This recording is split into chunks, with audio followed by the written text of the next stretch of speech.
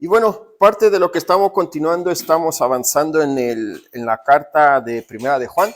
Y dentro de esta carta hay muchos mensajes interesantes. Y parte de lo que vamos a ver el día de hoy es cómo el Espíritu Santo es un testigo fiel para apoyarnos o más bien exhortarnos para seguir adelante. Dentro de esta vida, dentro de esto que nos toca vivir, muchas veces enfrentamos circunstancias a veces adversas, enfrentamos circunstancias que a veces nos pueden distraer un poco, pero parte de lo que va a mostrarnos esta porción de la Escritura es precisamente ver cómo es la forma en la cual el Espíritu Santo es de hecho la palabra testigo o como tal, viene donde sacamos la palabra amarturios o mártir. Entonces, de alguna forma viene siendo esta como comparación de la importancia del Espíritu Santo. Y bueno, con respecto a esto, obviamente el título aquí nos está reforzando, y el texto que vamos a estar viendo va a ser de 1 de Juan, capítulo 5, del versículo 6 al versículo 12. Entonces, si me acompañan allá en su Biblia, vamos a estar avanzando allí. Y bueno, antes vamos a orar para pedir la sabiduría del Señor y para poder que me pueda usar para poder compartir esta palabra. Querido Dios y Padre Santo, te damos muchas gracias por este día. Te ruego que me uses para poder compartir tu palabra. Y Señor, a cada uno de mis hermanos que están acá presentes, que también les estés dando mucha fortaleza y que esta porción, Señor, pueda ser realmente impactante en su vida. Hemos venido con diferentes necesidades, con diferentes inquietudes, pero no obstante, Señor, sabemos que estamos en el mejor lugar y que tu palabra va a ser la que nos va a mostrar lo que tengamos que aprender el día de hoy. Quita cualquier impedimento, cualquier distracción, Señor, para que solamente estemos atentos a lo que tú vas a obrar en nuestro corazón. Por Cristo Jesús te damos las gracias. Amén. Bueno, les decía, parte de lo que vamos a estar viendo, obviamente, es este Espíritu Santo como una prueba fehaciente. Y si avanzamos al versículo 6, miren, dice, aquí podemos ver que a través de estos versículos se va a confirmar la humanidad de Jesús por medio del Espíritu Santo. Y en 1 de Juan 5:6, mire lo que dice, este es Jesucristo, que vino mediante agua y sangre, no mediante agua solamente, sino mediante agua y sangre, y el Espíritu es el que da testimonio, porque el Espíritu es la verdad. Si buscamos textos, vamos a ir avanzando, sean un poco pacientes porque va a estar un poco limitado, pero si buscamos Mateo capítulo 9, versículo 6, mire lo que dice la palabra. Mateo capítulo 9, versículo 6, dice así, pues para que sepáis que el Hijo del Hombre tiene potestad en la tierra para perdonar pecados, dice entonces al paralítico, levántate, toma tu cama y vete a tu casa. ¿Qué tiene relación esto con lo que vimos anterior? Aquí por el título, el Hijo del Hombre está reforzando la humanidad del propio Cristo.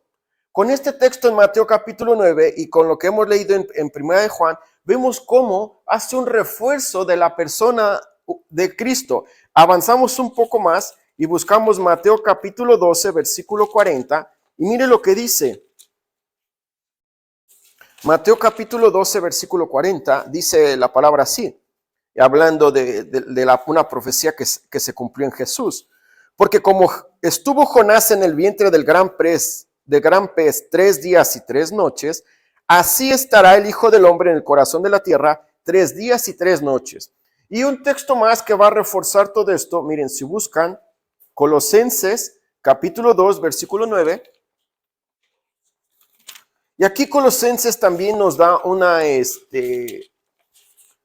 gran pasaje donde nos confirma esta humanidad de Cristo que está avalada por el propio Espíritu Santo. Y Colosenses 2:9 dice, porque en él habita corporalmente, ¿cómo dice?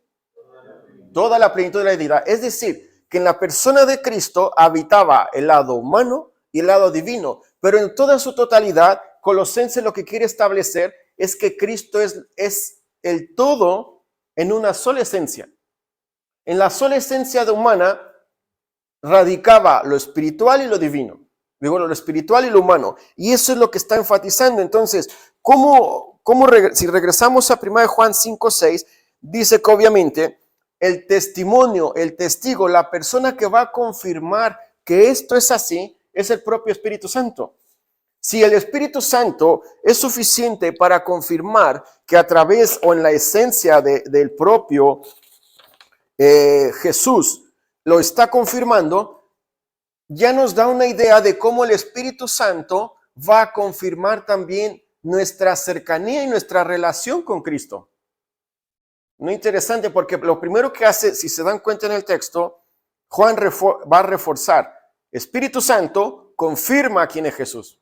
El Espíritu Santo avala a Jesús. Interesante, ¿no? Versículo 7, mire. En el versículo 7, Juan desea que entiendan la importancia de la Trinidad o la Trinidad. Ya lo habíamos hablado un poco antes. No voy a usar los mismos textos que vimos antes, pero aquí el Espíritu Santo va a reforzar. Y mire el versículo 7, lo leo primero. 1 Juan 5:7, porque tres son los que dan testimonio en el cielo: el Padre, el Verbo y el Espíritu Santo. Y estos tres, ¿qué cosa dice? Son uno. Pero vamos a ver Isaías 63:16. Mire, Isaías 63:16. Y dentro del libro de Isaías dice de la siguiente forma, Isaías 63:16.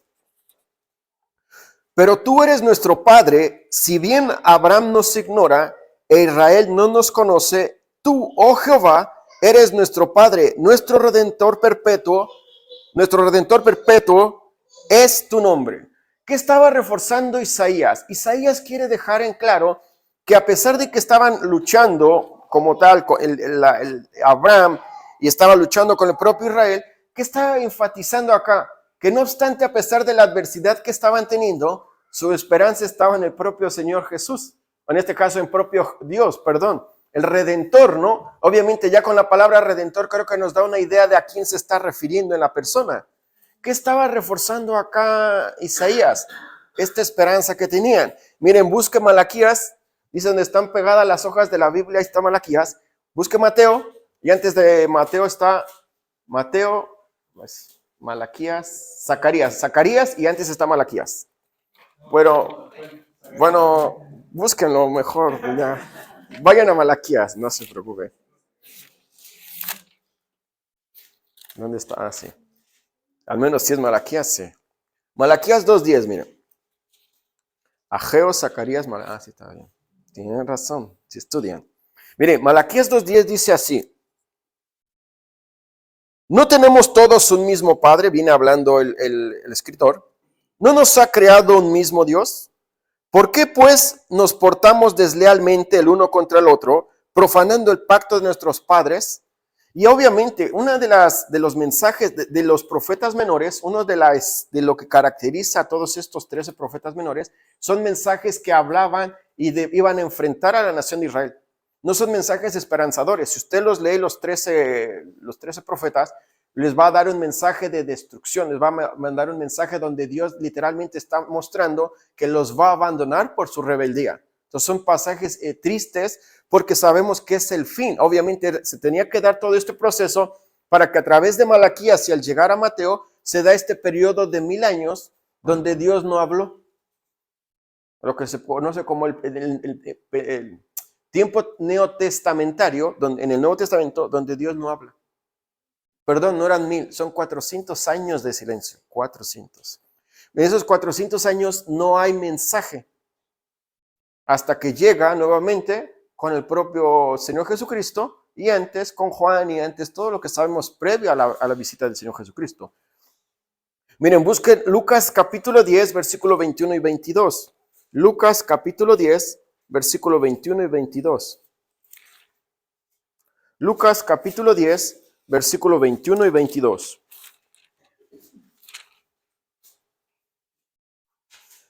Hablando también con relación a hablando del Padre, ¿no? En aquella misma hora Jesús se regocijó en el Espíritu y dijo: yo te alabo, oh Padre, Señor del cielo y de la tierra, porque escondiste estas cosas de los sabios y entendidos y las has revelado a los niños. Sí, Padre, porque así te agradó.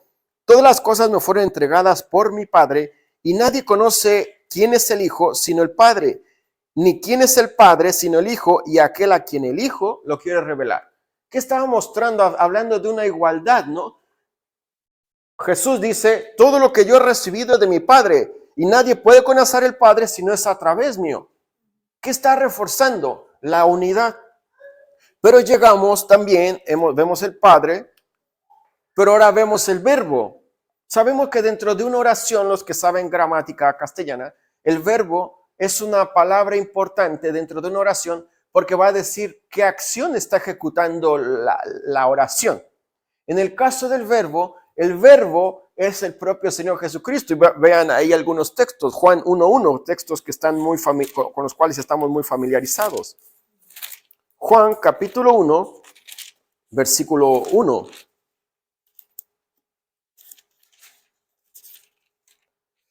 Y miren, dice el texto, ¿no? En el principio era el verbo, y el verbo era con Dios, y el verbo era Dios.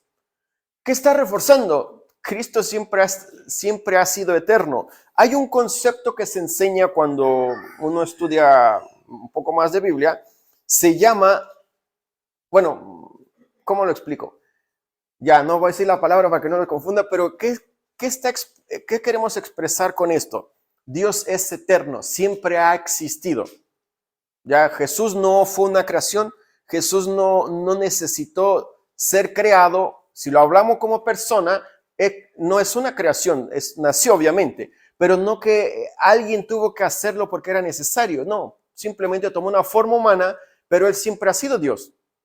Y parte de esto es lo que nos refuerza acá. Juan 1:14, mira, aquí en el mismo texto lo va a reforzar. Juan 1:14.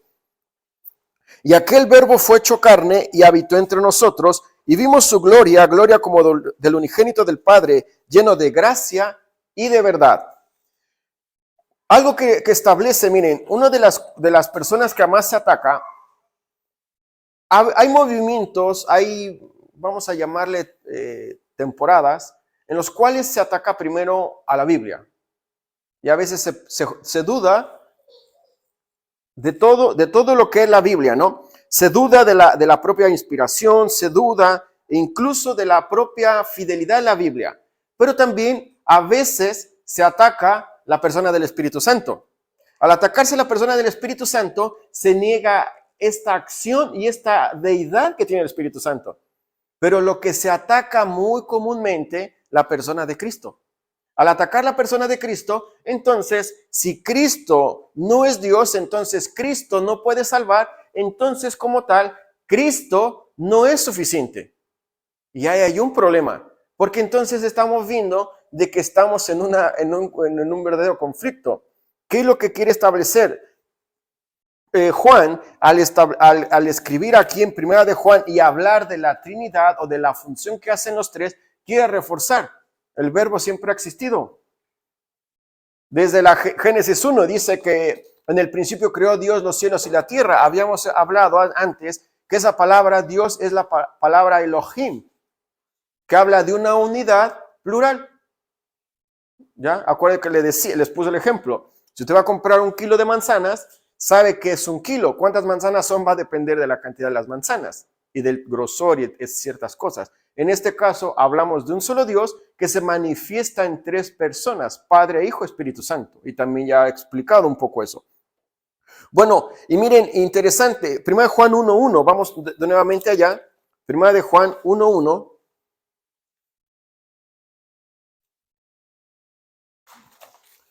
Primera de Juan 1:1. Y vuelve a dar un mensaje casi parecido a Juan en esta primera carta. Lo que era desde el principio, lo que hemos oído, lo que hemos visto con nuestros ojos, lo que hemos contemplado y palparon nuestras manos, tocante, ¿a quién? Al verbo de vida. Juan conocía muy bien, Juan pasó tiempo, Juan fue uno de los 3 que pasaron tiempo en este discipulado personal, vamos a llamarlo así, con el propio Señor Jesucristo. Y dice, lo que hemos tocado, porque lo hemos visto. Y Juan manifiesta esta relación y esta comunión que hay con él. Pero avanzamos un poco más y mire, Apocalipsis 19:13. Apocalipsis 19:13 dice así, mire. Estaba vestido de una ropa teñida en sangre y su nombre es el Verbo de Dios.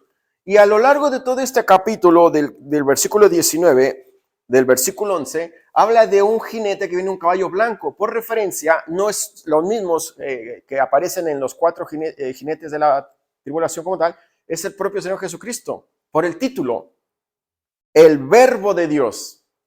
Se da cuenta cómo Juan dentro de su mente dice, claro, esto es importante, no lo tienen que descuidar. Avanzamos ahora con el Espíritu Santo, una de las personas más ignoradas dentro de nuestro mundo cristiano es el Espíritu Santo. El no conocer a la Trinidad nos va a traer problemas. Solamente el reconocer al Padre, hay cierto grupo que solamente le adora a Él, que son los TJ. Ya después usted sabrá quiénes son, ya porque estamos grabando. Ya. Hay otro grupo que por solamente adorar a Jesús se les llama solo Jesús. Y hay muchas, incluso letras que a veces se cantan. Por ejemplo, la única razón de mi adoración eres tú, mi Jesús. ¿Y dónde queda el Padre? ¿Y dónde queda el Espíritu Santo?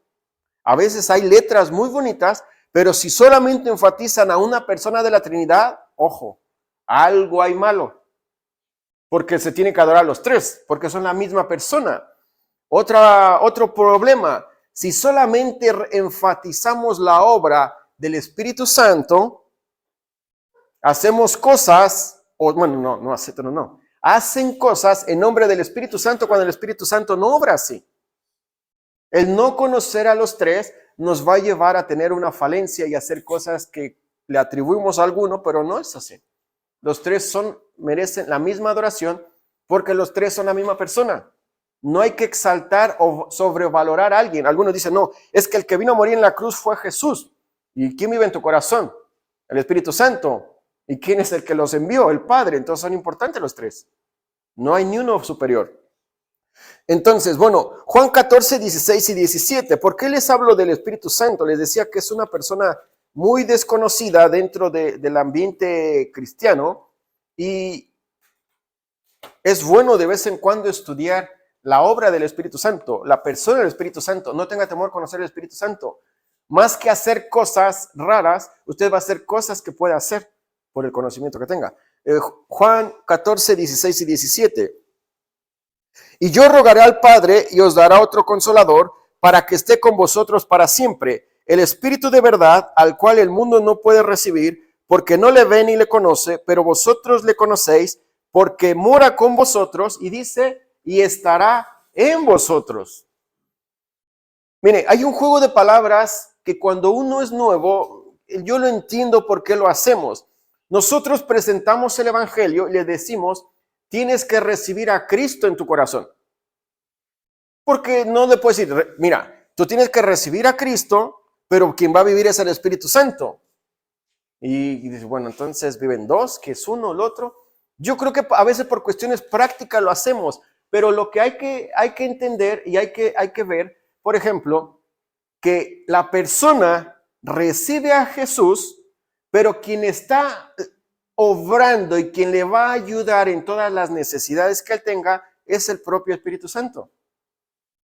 Así que no estamos desprovistos. Tenemos la mejor persona que debíamos tener y ese es el Espíritu Santo. El Espíritu Santo es tan perfecto que nos lleva a esta intimidad, a esta relación, y en momentos de angustia, en momentos de dolor, en momentos incluso en los cuales no le encontramos propósito a algo, el propio Espíritu Santo está obrando. Es el que te alienta, es el que te exhorta a seguir adelante y es el que te desarrolla esta tranquilidad y esta paz que dice, y la paz de Dios que sobrepasa todo entendimiento, guardará vuestros corazones en Cristo Jesús, Señor nuestro. Ese es el Espíritu Santo. ¿Se da cuenta lo importante que es confiar en el Espíritu Santo y depender del Espíritu Santo? Juan lo establece y Juan lo deja bien claro. Mire, Juan 14, 26 allí mismo. Mas el Consolador, el Espíritu Santo, a quien el Padre enviará en mi nombre, Él os enseñará todas las cosas y os recordará todo lo que yo os he dicho. Cuando usted, mire, es normal a veces por cuestiones ya sea laborales, salud, muchas cosas, a veces puede ser que incluso dudemos de nuestra propia salvación. Y que quizás creamos que no lo merecemos y que quizás producto, si hay el pecado, a veces también una mezcla de todo, que digamos, no, ¿sabe qué? Yo creo que ni siquiera soy, porque en este momento ni siquiera lo estoy experimentando. No se trata de tus emociones, se trata de tus convicciones. Emocionalmente yo puedo estar derrotado, emocionalmente yo puedo estar sin un propósito, pero es donde yo recapacito, ¿esto es por fe o es por emoción? Si es por emoción, todos la perderíamos. Pero si es por convicción, no. Ahí es donde el Espíritu Santo te convence, ahí es donde el propio Espíritu Santo te muestra, ahí es donde el propio Espíritu Santo te está alentando y donde el propio Espíritu Santo te está confirmando que estás en el lugar que tienes que estar. Y las circunstancias, todo lo que esté ocurriendo, simplemente es una confirmación. De hecho, muchas veces las pruebas que Dios permite en nuestra vida tiene el propósito de ayudarnos a desarrollar un carácter conforme a Cristo. Pero no es fácil. No obstante, es parte de la vida. Bueno, si avanzamos un poco más, llegamos a Hechos capítulo 5, versículo 3 y 4. Hechos capítulo 5, versículo 3 y 4, mire cómo dice. Hechos capítulo 5, versículo 3 y 4. Hay una heredad que se vende. Hay un matrimonio, mire, interesante, aunque no tiene nada que ver, pero en el matrimonio llegan a conocerse tan bien que incluso llegan a mentir y llegan a aceptar o a hacer las mismas cosas. Acá lo vemos con Ananías y Zafira, ¿no? Ellos mienten, pero versículo 3 y 4, mire, dice, y dijo Pedro, Ananías, ¿por qué llenó Satanás tu corazón para que mintieses al Espíritu Santo y sustrajeses el precio de la heredad? Dice, la heredad era tuya, si tú no dabas nada, nadie te iba a juzgar, pero ¿por qué mientes? Y más encima tu esposa también miente. Mire, versículo 4, reteniéndola, ¿no se te quedaba a ti? Y vendida, ¿no estaba en tu poder? Le dice, ¿por qué pusiste esto en tu corazón? No has mentido a los hombres, sino ¿a quién?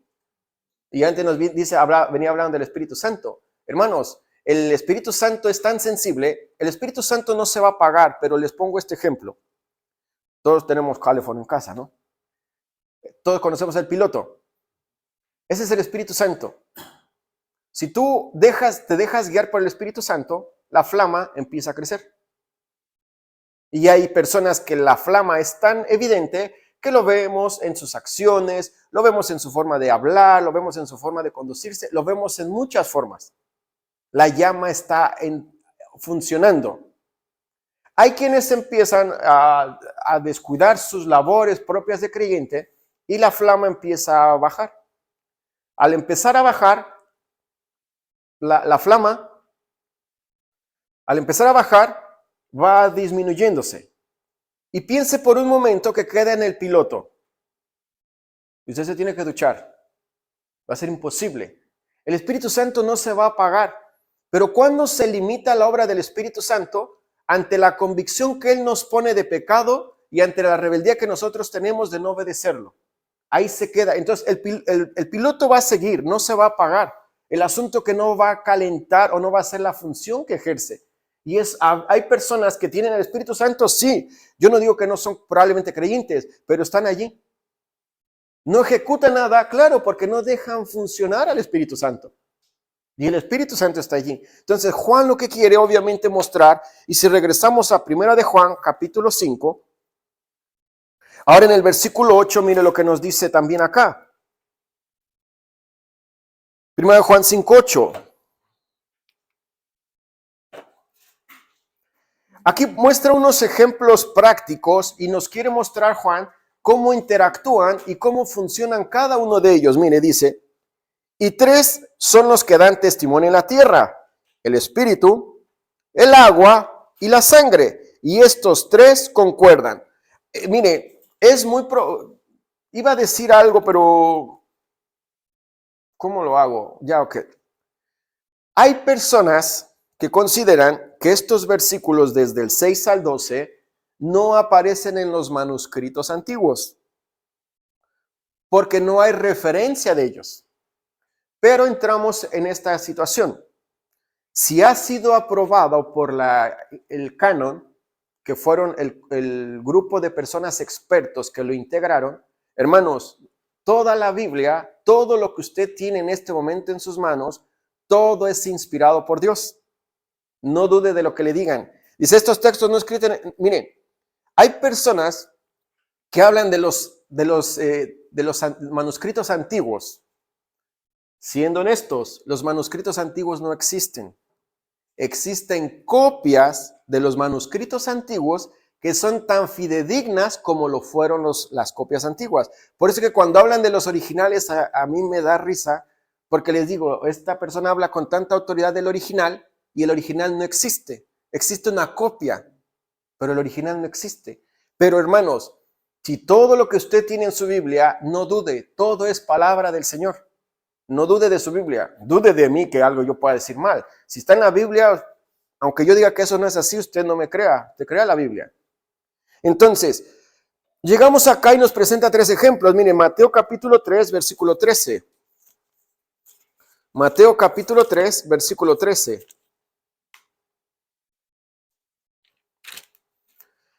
Hablando del bautismo de Jesús, vemos cómo los 3 se relacionan y cómo los 3 obran. Mateo 3:13. Entonces Jesús vino de Galilea a Juan al Jordán para ser bautizado por él, mas Juan se lo oponía diciendo, yo necesito ser bautizado por ti y tú vienes a mí. Pero Jesús le respondió, deja ahora porque así conviene que cumplamos toda justicia. Entonces le dejó. Y Jesús, después que fue bautizado, subió del agua, he aquí los cielos que fueron abiertos, y miren, y vio al Espíritu de Dios que descendía en forma de paloma y venía sobre él. Y hubo una voz de los cielos que decía, este es mi Hijo amado, en quien tengo complacencia. Si usted conversa con alguien y dice que los textos que estamos leyendo no existen, dile, bueno, si fuese así, aquí vemos a las 3 personas funcionando. Padre, Hijo, Espíritu Santo. Si esto que me dices tú es cierto, acá no afecta el otro texto. Si la otra parte no existiera en la Biblia, hermanos, la Trinidad se ve a todo lo largo de la Biblia. Es imposible sacar a la Trinidad de la Biblia. ¿Sabe qué tendríamos que hacer? Una nueva Biblia. La Trinidad existe, los textos existen. Usted crea lo que dice la Biblia, no crea lo que podamos decir alguien, así sea cualquier experto. Hermanos, tenemos la palabra fidedigna, tenemos la palabra fiel. Mateo 17:5. No, espérame. 1 Corintios 8:4. Ya me estaba saltando otro. 1 Corintios 8:4.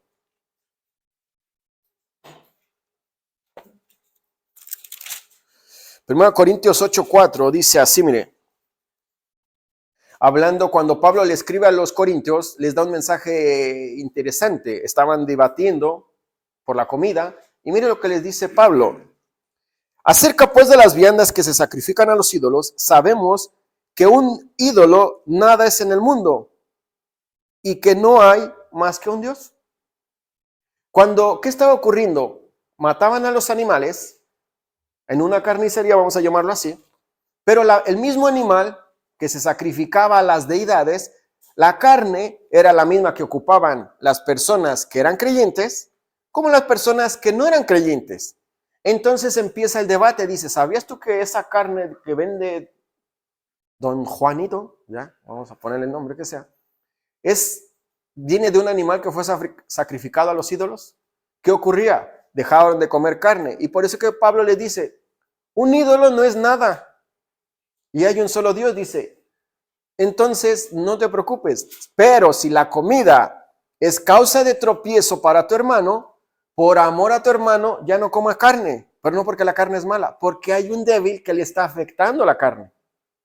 Entonces, por amor a él, no comas más carne. Come pollo, otra cosa. Y si te dice el pollo también, pues otra cosa. Y si no, come verduras. Pero le estaba corrigiendo. Por eso le dice, solamente hay un Dios. El ídolo, aunque ellos lo ofrezcan, aunque ellos hagan, eso no tiene valor.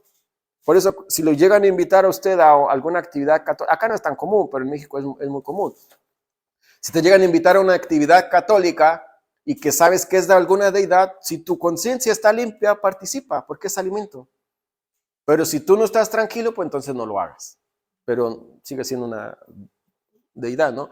1 Timoteo 2:5. 1 Timoteo 2:5.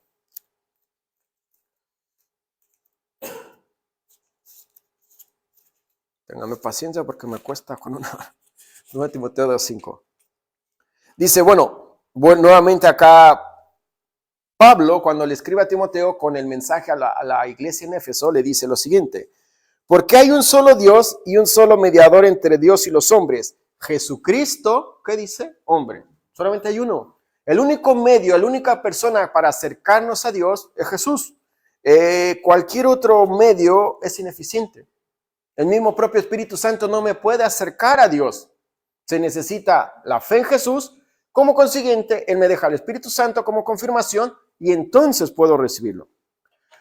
Si avanzamos, regresemos a 1 Juan 5:9. Y ahora Juan nos desafía de lo siguiente: la confirmación de Dios es importante por nuestra fe en Jesús. Y mire, vemos acá otro texto, Isaías 42:1. Vamos a estar viendo varios textos porque es importante reforzar todo esto con respecto a la Trinidad. Isaías 42:1. Mire, Isaías 42:1 dice: he aquí mi siervo, yo le sostendré, mi escogido, en quien mi alma tiene contentamiento. He puesto sobre él mi espíritu, él traerá justicia a las naciones. Si avanzamos más allá a Mateo 17:5.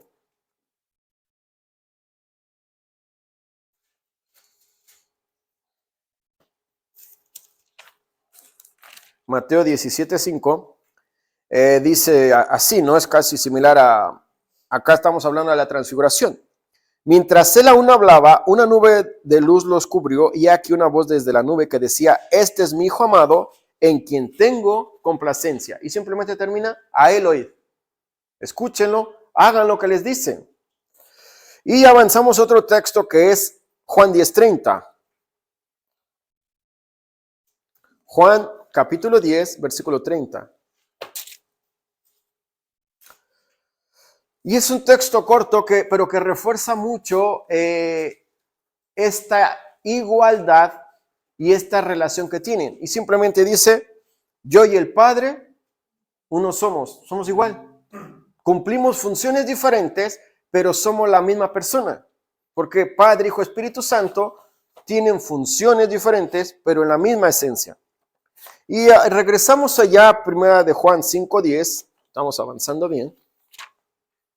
1 Juan 5:10 dice, termina la confirmación de este mensaje que ha venido mostrando. El que cree en el Hijo de Dios tiene el testimonio en sí mismo. El que no cree a Dios le ha hecho mentiroso, porque no ha creído en el testimonio que Dios ha dado acerca de su Hijo. Cuando Juan establece este principio y quiere mostrarnos la forma en la cual la salvación puede obtenerse, Juan anhelaba que esta Trinidad, esto que viene él hablando de cómo interactúan, es importante también como confirmación de nuestra fe. Miren, vamos a ver Juan 3:18. En lo que usted lo busca, yo lo voy a citar. Juan capítulo 3, versículo 18. Y Juan capítulo 3, versículo 18 dice así, mire: el que en él cree no es condenado, pero el que no cree ya ha sido condenado porque no ha creído en el nombre del unigénito Hijo de Dios. ¿Cuál es la condenación del mundo? El no creer. La muerte de Cristo, miren, hay un concepto y donde aquí les quiero explicar algo. La muerte de Cristo en la cruz es suficiente para limpiar el pecado de toda la humanidad. Nosotros, todos, e incluso, ¿quién es el bebé más pequeño acá? Yair, ¿no? Me parece que es el más pequeñito. Él nació con pecado. Y en algún momento, él se va a convertir en pecador. ¿Qué ocurre con estos niños que no tienen cierta conciencia? Mientras no tengan esta facilidad de discernir entre lo bueno y lo malo, si algo ocurre con esos niños, ellos van directamente a la presencia del Señor. Lo sabemos porque cuando muere el hijo de David con Betsabé, dice, él aquí no viene a mí, mas yo voy a él. Entonces hay una esperanza, hay una confirmación. ¿Qué ocurre? Cristo es suficiente para quitar ese pecado heredado a través de Adán y Eva. Entonces la muerte de Cristo es suficiente para poder ayudarnos a nosotros, para poder ir a la presencia de Dios. La muerte de Cristo en la cruz limpia el pecado. ¿Pero por qué no es suficiente? Porque pasamos de nacer pecadores a convertirnos en pecadores. En el caso de los niños que han muerto sin esta malicia o sin este discernimiento, ellos tienen la muerte de Cristo es suficiente. El problema para nosotros. Entonces, Cristo vino a morir por toda la humanidad, pero es efectiva la muerte de Cristo para los que creen. Dios dice, mira, el pecado heredado, tú podrías decir que yo te condené, pero mi muerte en la cruz es suficiente. Pero ahora tú te convertiste en pecador, ahora es donde tú tienes que pedir perdón por tus pecados. Pero yo ya hice la primera parte. El pecado heredado fue clavado en la cruz. Entonces, ¿todos somos salvos? No, porque por eso leímos, el que en él cree no es condenado, pero el que no cree ya ha sido condenado porque no ha creído en el nombre del unigénito Hijo de Dios. La condenación del hombre es no creer. No es que Cristo no es suficiente, el hombre decide qué va a hacer. Es cierto que Él pone en nosotros el querer como en hacer, pero de alguna forma el hombre es parte, así lo quiere ver el 1% de su salvación. Se cuenta un relato que dice que había un niño que estaba fuera en la iglesia y estaba un hermano en la puerta y le dice, ¿quieres ser cristiano? Y le dice, ni cristiano ni Messi. Y le dice, ¿por qué? Dice, es que yo aquí estaba escuchando la música y me llamó la atención. Pero hermano, ¿a dónde voy? A veces consideramos que todos por el hecho de estar en una iglesia, de todos por estar escuchando la Biblia, quizás todos tenemos la salvación. Eso es personal. El hecho de estar aquí un domingo escuchando no garantiza que usted tiene una relación con Dios. El hecho de que usted lea la Biblia en casa no significa que usted es un hijo de Dios. El hecho de que alguien no esté acá no significa que no es hijo de Dios. Es personal. Es cierto que las evidencias, el fruto del Espíritu Santo en nuestra vida continua y nuestros actos van confirmando quiénes somos. Pero el hecho de que él levantó la mano, se va al cielo, no es así. Porque se necesita esta convicción. Y eso se obtiene por fe en Jesús. Mire, vamos al versículo 10, 1 Juan 5:10. Bueno, lo leí, el que cree en el Hijo de Dios tiene el testimonio en sí mismo. El que no cree a Dios, mire, le ha hecho mentiroso. Hay condenación. ¿Se da cuenta cómo es grave rechazar a Jesús? ¿Se da cuenta cómo es grave no entender ni valorar el sacrificio de Cristo en la cruz? Vuelvo a leer. El que cree en el Hijo de Dios tiene el testimonio en sí mismo. El que no cree a Dios le ha hecho mentiroso porque no ha creído en el testimonio que Dios ha dado acerca de su Hijo. Todas aquellas personas que luchan con la persona de Cristo, todas aquellas personas que rechazan la obra de Cristo, todos aquellos que creen que Cristo no es Dios, están literalmente haciendo mentirosa a Dios. Y hay condenación. Porque sin Cristo no hay cristianismo, dice un himno, ¿no? Sin Cristo no hay cristianismo, sin Cristo solo reina Satán. El cristianismo, la base es propio Cristo. Sin Cristo, hermano, no tendría sentido nada de lo que hacemos acá. Hechos 1:8 dice, pero recibiréis poder cuando haya venido sobre vosotros el Espíritu Santo, y me seréis testigos en Jerusalén, Judea, Samaria y hasta lo último de la tierra. Parte del mensaje de Jesús antes de irse dice, ustedes van a ser testigos míos. Ustedes van a ser mártires míos. Ustedes van a ser los pregoneros de mi mensaje y pregoneros de lo que yo vine a hacer en la cruz. Eso somos nosotros. Imagínense, si no fuese esto verdad, ¿por qué nos da un mensaje? Si Él no existió, si Él no resucitó, si Él no es Dios, ¿por qué me pide a mí hacerlo? Sería ilógico y Dios no obra así. Efesios 1:13 y 14, mire, hablando de la hermosa persona del Espíritu Santo. Efesios 1, 13 y 14. Efesios capítulo 1, versículo 13 y 14 dice así: en él también vosotros, habiendo oído la palabra de verdad, el evangelio de vuestra salvación, y habiendo creído en él, fuisteis sellados con el Espíritu Santo de la promesa, que es las arras de nuestra herencia, hasta la redención de la posesión adquirida para alabanza de su gloria. El Espíritu Santo, les he hablado, es esta prenda que Dios deja de garantía como la confirmación de nuestra fe. Entonces, si nos deja algo de garantía, entonces es porque es real.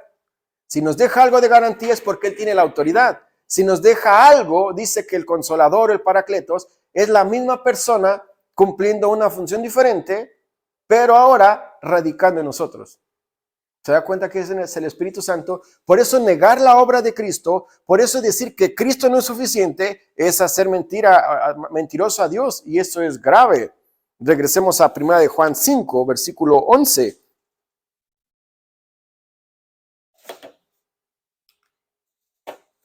Dice, mire, y este es el testimonio, que Dios nos ha dado vida eterna, y esta vida está en su Hijo, ¿no? Lo sabemos. Juan 3:16, Juan 3:36, Juan 10:10 dice, el ladrón no vino para matar, hurtar y destruir. Yo he venido para que tengan vida y para que la tengan en abundancia.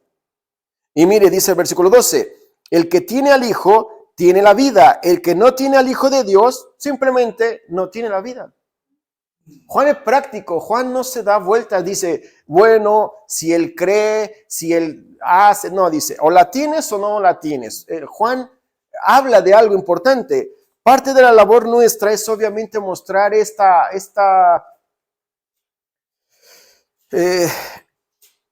seguridad en la vida de otras personas para que puedan ver que en Cristo hay suficiencia, que puedan ver que en Cristo hay seguridad y que en Cristo solamente hay esperanza. Existe, hay que compartirla. Juan confirma, obviamente, de que podemos ser salvos y depositar nuestra fe en Jesús. Trae como consecuencia, miren, esperanza. Antes usted y yo vivíamos sin esperanza, lejos de la ciudadanía de Dios. Ahora que tenemos esperanza, no éramos amados, porque el verdadero amor radica en Cristo. Ahora entendemos, podemos estar en una complicación, pero en el fondo ese sentimiento, esto que decimos, sé que es el amor, porque lo siento de una forma diferente. El que está casado lo va a experimentar de una forma diferente que se lo da a su esposo o su esposa. El amor de Cristo sobrepasa todo eso y más. Ese es el amor.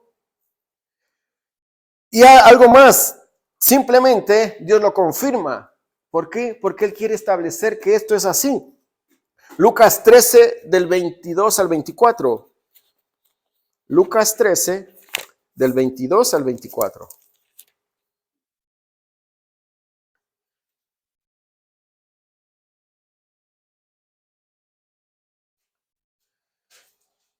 Mire, hablando después usted lo lee, pero el texto viene hablando de la puerta estrecha, ¿no? Pero le dice, pasaba Jesús por ciudades y aldeas enseñando y encaminándoles a Jerusalén. Y alguien le dijo, Señor, son pocos los que se salvan. Y él les dijo, esforzaos a entrar por la puerta angosta, porque os digo que muchos procuran entrar y no podrán. El camino cristiano es un camino angosto, es un camino de dificultades, pero es un camino seguro. El camino sin Cristo es un camino ancho, libre, fácil, pero que te lleva a una perdición. Y lo hemos visto, ¿no? Hay familiares de nosotros que probablemente no están aún donde nosotros quisiéramos que estén. Hermanos, mientras haya esperanza, usted no deje de orar por ellos. Mientras no mueran, usted no deje de confiar en el mensaje que quizás ya ha sido expuesto. Yo les he compartido solamente como anécdota. Cuando yo entendí quién era Cristo, yo estuve orando 6 años y después de 6 años recién mi papá se convirtió al cristianismo. Y a los 11 años, orando día y noche, mi mamá, hermanos, la oración a veces requiere tiempo. La oración no es inmediata, de que hoy le predico y mañana o en el mismo momento se convierte. Hay personas que están listas, hay personas que necesitan mucho. La pregunta es, ¿usted ora por estos familiares?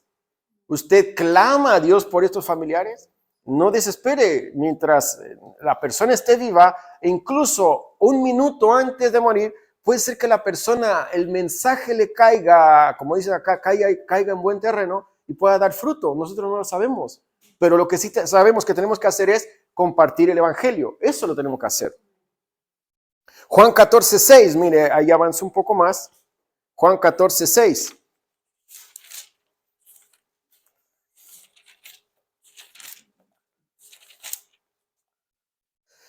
Jesús le dijo, yo soy el camino y la verdad y la vida. Y mire cómo termina. Nadie viene al Padre si no es por mí. La única forma, el único medio para poder ir a Jesús es el propio Jesús. Usted no puede ir a Jesús por otro medio. La única forma de poder creer en Jesús, de poder tener esta certeza quién es Jesús, es depositando su fe en él. Cristo, recuerde, decía, porque con el corazón se cree para justicia, pero con la boca se confiesa para salvación. Romanos 10:8. Hermanos, si usted ya tiene la salvación, si usted está seguro de algo, viva. A veces va a ser complicado, la vida terrenal es difícil. La vida terrenal a veces es imposible de sobrellevar como tal. Algo que les quiero animar. Descansen en el Señor. No importa, no importa cuál sea su carga, dice Mateo 11:28. Venid a mí todos los que estáis trabajados y cargados, y yo os haré descansar. Aprended de mí que soy manso y humilde de corazón, porque mi yugo es fácil y ligera mi carga.